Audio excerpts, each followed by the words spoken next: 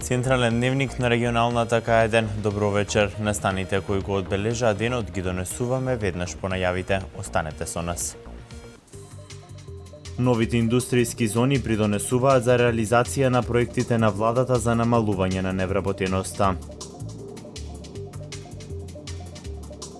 Солиден раст на економската активност, оцени Комитетот за оперативна монетарна политика.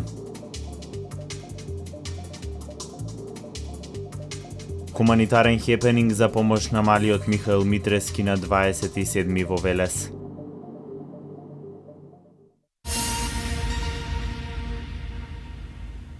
Полека, но сигурно се реализираат проектите на владата за намалување на невработеноста. Голем удел во сето тоа имаат новите индустријски зони, странските инвестиции и работните места кои тие ги отвораат. Нови индустријски зони, нови инвестиции, намалување на невработеноста. Полека, но сигурно се реализираат политиките за намалување на невработеноста на владата на Република Македонија. Новата индустријска зона Ќојлија во општина Петровец подготвена да ги прими новите странски инвестиции. Во индустријската зона предвидени се 77 локации за изградба на фирми, од нив веќе 11 постепено започнуваат со изградба на своите објекти, посочи премиерот при посетата на оваа индустријска зона. 11 веќе почнаа со активности за градење, а други 30 по закон се обврзани да почнат следната година, затоа што имаат рокови до кои што морат да започнат. Додека останатите до 77, најдосна до годината потоа е нивниот крајен рок за да започнат, што не значи дека некој порано нема да започне. Во завршна фаза новата фабрика на македонско-австриската фирма Квембергер, паралелно со неа италијанската инвестиција, односно новата болница на Еуро Италија, до нова година се очекува делумно да започне со работа. Тоа ќе овозможи нови вработувања. Болницата се очекува да донесе врвна опрема и дополнителен квалитет во здравственото лекување во Македонија и во наредните години да отвори нови околу 250 работни места, истакна Груевски. Доколку се земе некој просек од 100 вработувања, некоја поминимална бројка, попесимистичка и така натаму, тоа се 7000, а може да оди и до 10 и до 15.000 вработувања зависно од видот на производството на компаниите што ќе го прават таму. Тоа значи дека во општина Петровец во иднина невработеноста значајно ќе се намали. Дури ќе треба да се носат работници од околни општини, од општините од Скопје, од Велес и така натаму. Индустријската зона Ќојлија е на површина од 200 хектари, а во иднина се планира проширување на истата од 30 хектари. Владата ќе ги обезбеди сите потребни процедури за проширување на зоната и отварање можности за влез на нови инвеститори и отварање нови работни места за жителите на Петровец. Инвестирањето на странските компании отвора можност за вработување на македонските студенти од техничките факултети. Деканот на факултетот за електротехника и информатички технологии Миле Станковски вели дека новите нивни студенти веќе се вработени како инженери во странски фирми кои инвестирале во Македонија. Капацитетите на странските компании во Македонија го збогатија пазарот на трудот. Зголемената побарувачка особено е нагласена во областа на техничките науки. Затоа студентите од електротехничките насоки се оние кои најбрзо и директно се вработуваат по завршувањето на студиите, вели Миле Станковски, декан на факултетот за електротехника и информатички технологии. Да, нашите студенти се вработуваат скоро во сите нови компании, например од областа на автоматика, секоја нова компанија, нова фабрика има автоматизирани производни процеси и нашите инженери се вклучени во овие процеси. За студентите од техничките факултети, многу нови работни позиции се отвораат и во областа на информатиката, вели Станковски. Тоа е можеби и пресуден фактор при изборот во која насока ќе се движи нивната образовна надградба. Една од причините за зголемувањето на бројот на новоупишани студенти на техничките факултети е токму и тоа, доаѓањето на светските компании, отварањето на новите фирми и овозможување на вработување директно после завршување на факултетот. Високо образовани лица од IT секторот идната година ќе можат да аплицираат за вработување во новата ирска компанија Баракуда FX, која во Македонија вложува капитал од 1 милион евра и планира 90 на работни места.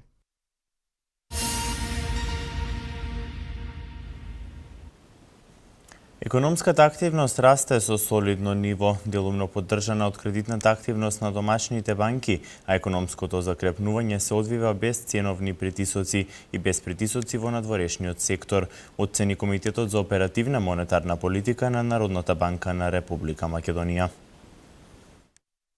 Солиден раст на економската активност со делумна поддршка од кредитната активност на домашните банки, економско закрепнување без ценовни притисоци и притисоци во надворешниот сектор, со одветна монетарна поставеност.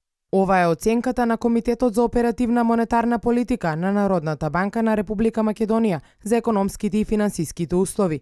Оттаму соопштуваат дека девизните резерви и понатаму се одржуваат на соодветно ниво, кое што е доволно за справување со евентуалните непредвидени шокови во иднина. Домашните политички случувања и економско-политичката ситуација во Грција, кој што беа најголем ризик за домашната економија, периодов стивна, но и понатаму е присутна неизвестноста во окружувањето. Во вакви услови, соопштува Македонската народна банка, излегувањето од зоната на приспособлива монетарна политика во иднина ќе зависи од промените во надворешната позиција на економијата и од ефектите врз девизните резерви.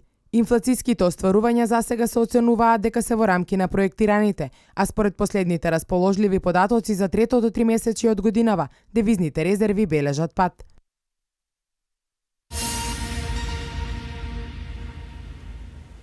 Од 20 до 31 август ќе се одвива вториот дел од Топол културен бран. Во рамки на манифестацијата ќе се одржат 2 концерти, изложба и промоција на книга. Ова година манифестацијата е дел од проектот Велес град на културата за 2015. Од 20 август започнува вториот дел од проектот Топол културен бран. Граѓаните ќе можат да уживаат во 2 големи концерти кои традиционално ќе се одржат во амфитеатарот во Младинскиот парк. Во програмата е предвидена и изложба и промоција на книга. Манифестацијата завршува на последниот ден од месец август. По периодот што ни следи, значи од 20 до 31 август, ќе имаме исто така промоција на книга, ќе имаме изложба, меѓутоа ќе имаме и 2 големи концерти кои што ќе се случат во амфитеатарот во Младински парк. На 24 ќе ни гостува Васил Хаџиманов бенд со еден концерт, а на 28 август Топлиот културен бран ќе го затвориме со концертот Фолклорни ракувања во организација на ансамблот Керамичар и нивни гости од Хрватска и од Босна и Херцеговина. Манифестациите во склоп на Топол културен бран во Велес оваа година ќе се одржат во рамките на проектот Град на културата. Општина Велес официјално не е во листата на општини кои што се поддржани од Министерството за култура за реализирање на проектот Топол културен бран, меѓутоа индиректно преку вклученоста во проектот Град на културата ќе бидат реализирани сите оние манифестации кои што ние ги планиравме да се реализираат во рамки на Топол културен бран. Велешани се големи љубители на вакви културни манифестации. Според локалната самоуправа, временските услови се единствените кои би можело да попречуваат на големата посетеност на Топлиот културен бран. Кавадаречката локална самоуправа ги информира граѓаните дека манифестацијата Тиквешки гроздобер годинава ќе се одржи од 28 до 30 август. Програмата ќе ги задоволи сите вкусови, а посетителите ќе имаат можност да уживаат во музиката на Бадев, Малинкова, Пасето U2 Tribute Band, Црвена јабука и Оливер Драгоевиќ. Манифестацијата Тиквешки гроздобер ќе се одржи од 28 до 30 август, информираат од Кавадаречката локална самоуправа.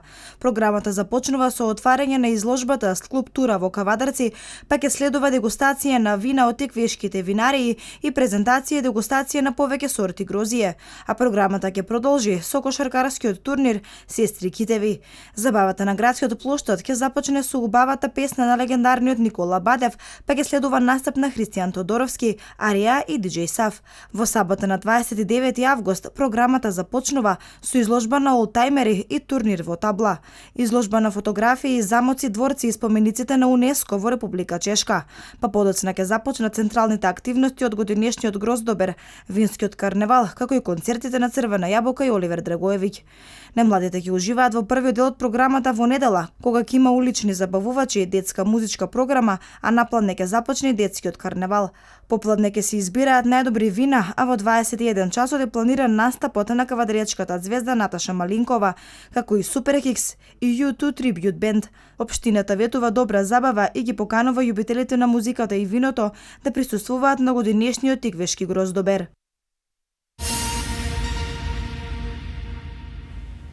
Малиот Михаил Митревски од Охрид боледува од тумор на левото око. Оваа сериозна болест е закана за неговиот живот. Михаил во моментов е на лекување во Швајцарија, но за да може безгрижно да ужива во своето детство, потребна му е финансиска помош. Велешани на 27 август имаат можност на хуманитарниот хепенинг, кој ќе се одржи во дворот на училиштето Блаже Коневски, уште еднаш да ја покажат својата хуманост и да му помогнат на Михаил.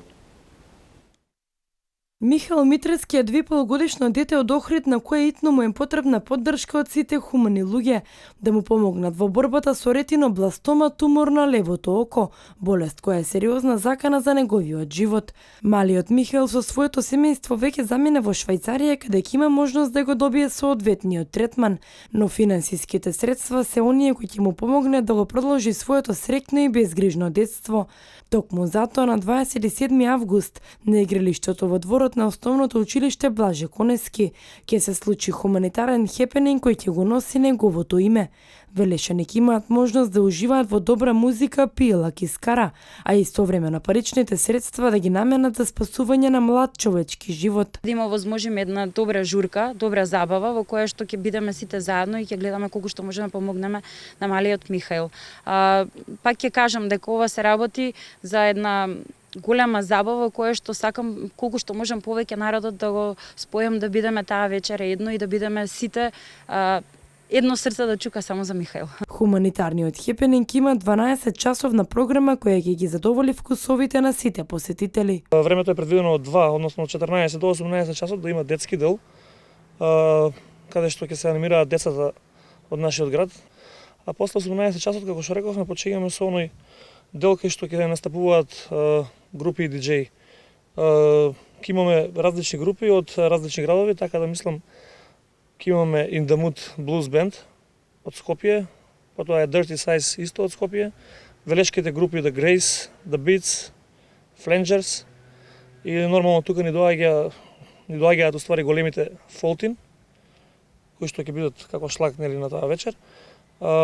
После нив би требало да бидат велешките диџеи, Зорбитал Флеш, Вакс. Организаторите најшле на одлична соработка со општината, но и локалните компании и кафулиња кои ќе им помогнат хепенингот да биде успешна приказна. Општина Велес многу ни помага околу тој дел, околу средувањето на целиот простор. Тука ќе бидат изгледа вклучени и комуналното предпријатие Дервен за пред и после забавата која што ќе се организира. Скопска пивара, како што споменавме, ќе има поставено штандови на кои што ќе можат да се купуваат нели сокчиња, ќе имаме поставени импровизирани штандови за јадење и мора да напоменам дека сите средства што ќе бидат употребени од пиењето и од јадењето ќе бидат префрлени на сметката на Михаил. Освен бројните хуманитарни случувања, за поддршка на Михаил е отворен и број за донации за што побрзо да се соберат потребните 60.000 евра.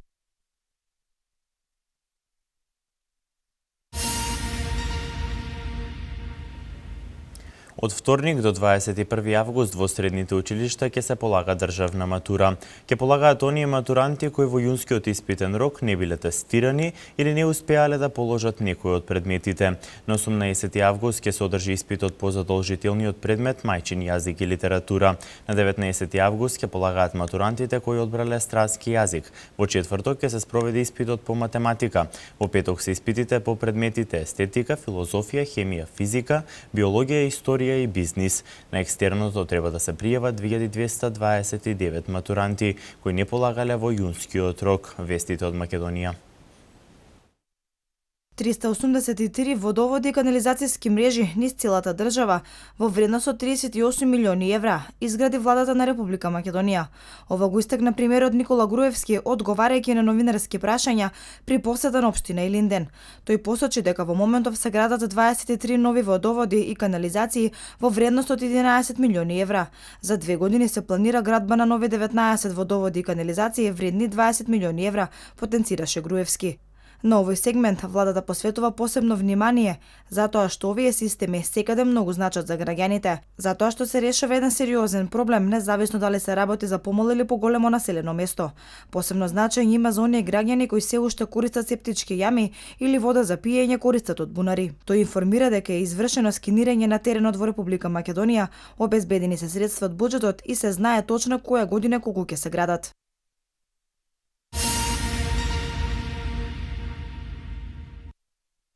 Во Тетово се расчистува коритото на реката Пена од наносите од камења и друг материјал што беа донесени со неодамнешното невреме во овој град. Увид на терен направија министерот за животна средина и просторно планирање Нурхан Изаири, заменик министерот за одбрана Илми Селами и градоначалничката на Тетово Тегута Арифи. На 3 август Тетовскиот крај беше зафатен од невреме во кој животот го загубија 6 лица, а беше предизвикана и голема материјална штета. Инаку еднократна парична помош од по 30.000 денари државата ќе им исплати на семејствата зафатени од природната катастрофа во Тетово.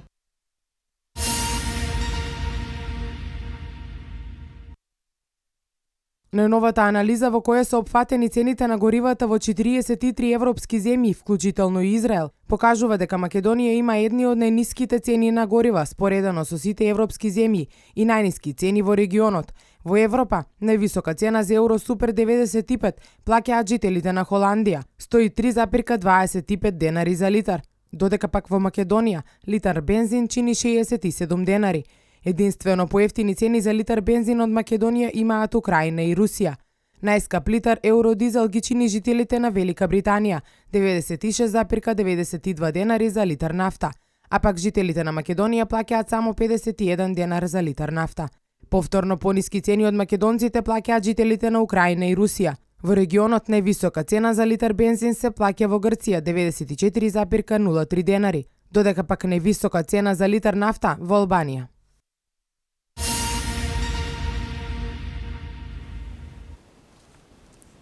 Еквадор прогласи вонредна состојба. Земјотрес ја потресе Гватемала. Косово бара членство во Интерпол. Вестите од светот.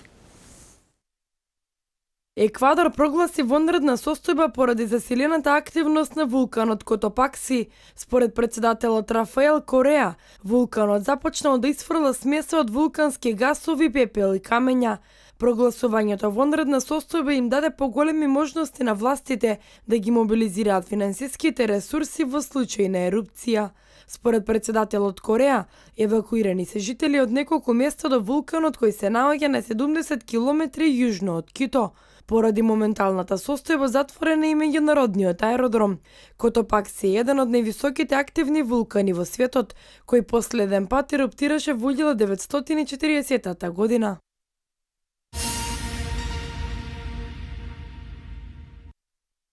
Земјотрес со интензитет од 5,6 степени според Рихтеровата скала погоди неколку села во јужна и централна Гватемала, вклучувајќи го и главниот град, соопшти Националниот сеизмолошки институт Инсивумех. Земјотресот не предизвикал штети, а засега нема информации за евентуални жртви. Епицентарот бил на 80 километри јужно од Гватемала Сити, а земјата се наоѓа во ризична област во која се спојуваат карипските и северноамериканските тектонски плочи.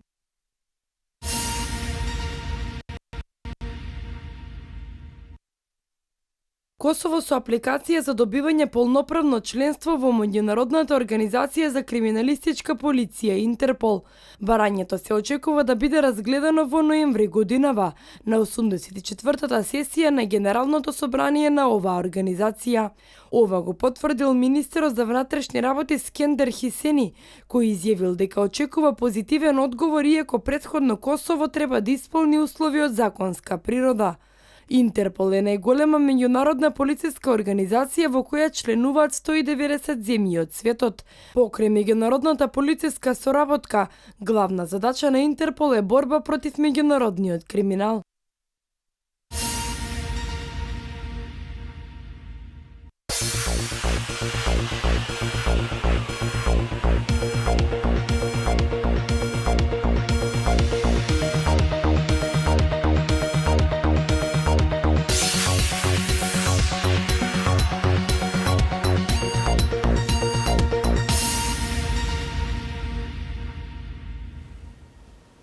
Ѓорческа и Јотовски поразени во четвртфиналето на Фјучерс турнирот во Германија и Тунис. Сесон го освои турнирот во Струга. Вардар во финалето на турнир во Србија. Вестите од домашниот спорт во продолжение.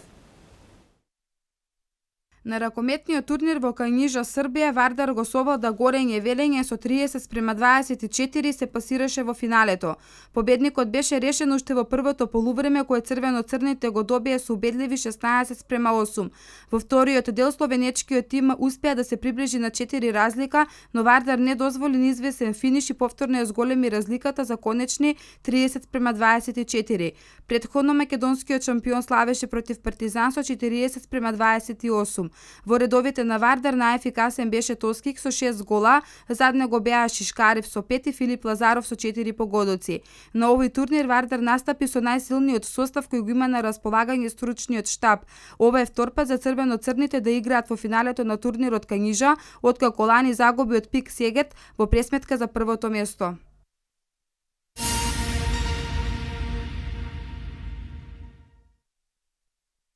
Француски сезон го освои 43-тиот меѓународен ракометен турнир Струга 2015, откако во финалето убедливо го слобода романскиот прволигаш Динамо Букурешт со 33:24. Французите влегоа мотивирано во мечот и во 10-та минута имаа огромна предност од 9:3 и во текот на надпреварот само го зголемуваа резултатот за во 47-та минута да го достигнат најголемото водство од 10 гола и водеа со 27:17. Сезон е првата француска екипа победник на струшкиот ракометен турнир во неговото 43-то годишно постоење. Бронзата ја освои екипата на португалска Бенфика совладувајќи го македонскиот вице-шампион Струмица со 31:27. Струмичани на овој меч потврлија во одбраната за разлика од претходните два меча. Го отворија добро мечот и водеа со 12:10, но како одминуваше времето, португалците го превземаа водството. На струшкиот турнир најголемо разочарување екипата на турскиот шампион Бешикташ, која беше фаворит за трофеот, но во борба за петото место загуби од египетски Ел Замалек 29:24.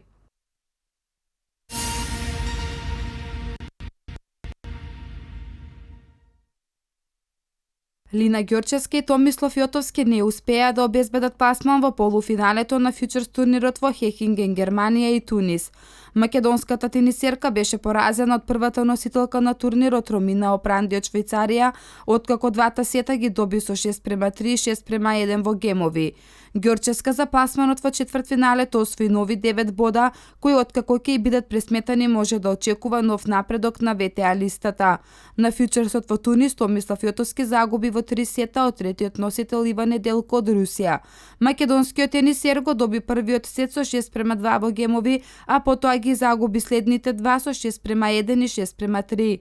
При тоа во третиот сет нашиот тенисер имаше водство од 3:2 во сетови, но ривалот имаше серија од 4 гема. За пласманот во четвртфиналето Јотовски ќе освои нови 2 поена.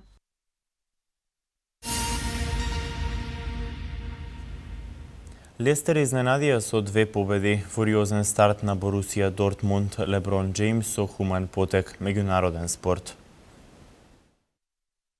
Иако никој не очекуваше, но фудбалерите на Лестер во првото коло го победија Сандерленд со 4:2, а вчера го победија и Вестхем со 2:1. Екипата која ја води Ранери даде дури 6 голови на 2 надпревари, а води на табелата пред Юнајтед, Евертон и Свонси. Лестер е поставен за еден од кандидатите кој би можел да оди во понизок ранг, но работите засега изгледаат поинаку. Сепак има уште многу да се игра, но дефинитивно Ранери и неговиот тим заслужија почит за тоа што го направија во првите 2 кола. Наредниот викенд фудбалерите на Лестер ќе се сретнат со Тотенхем, каде може да ни изненадат со уште една победа.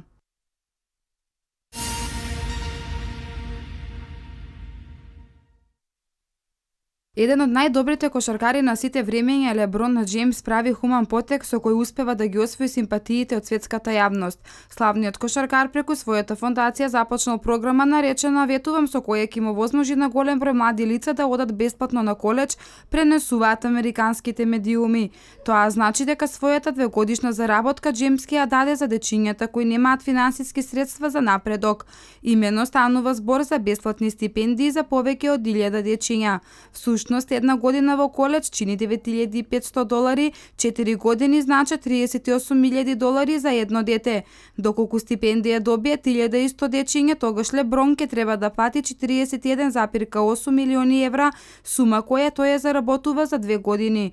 Тоа значи дека 2 сезони кошаркарот би играл бесплатно, само дечињата да бидат среќни да имаат можност да ги покажат своите квалитети, пресметуваат медиумите од САД.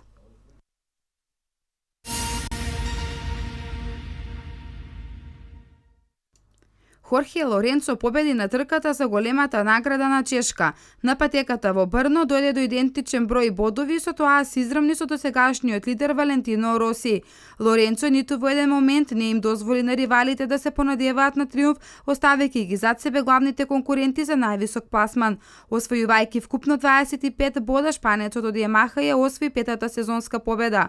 На втората позиција се најде Марк Маркез, додека Валентино Роси со денешното трето место ја загуби лидерската позиција во генералниот пласман.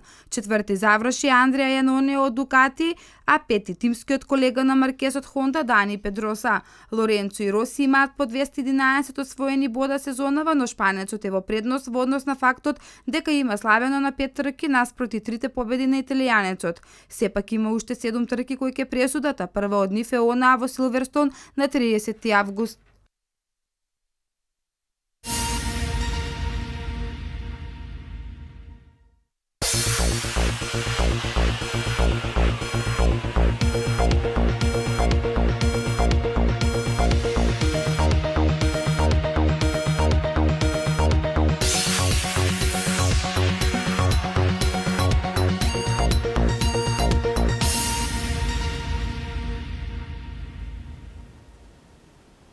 Сончево и топло време со краткотрајна нестабилност имавме денес. Можни се врнежи од дожд во текот на ноќта и пат на температурите од утре.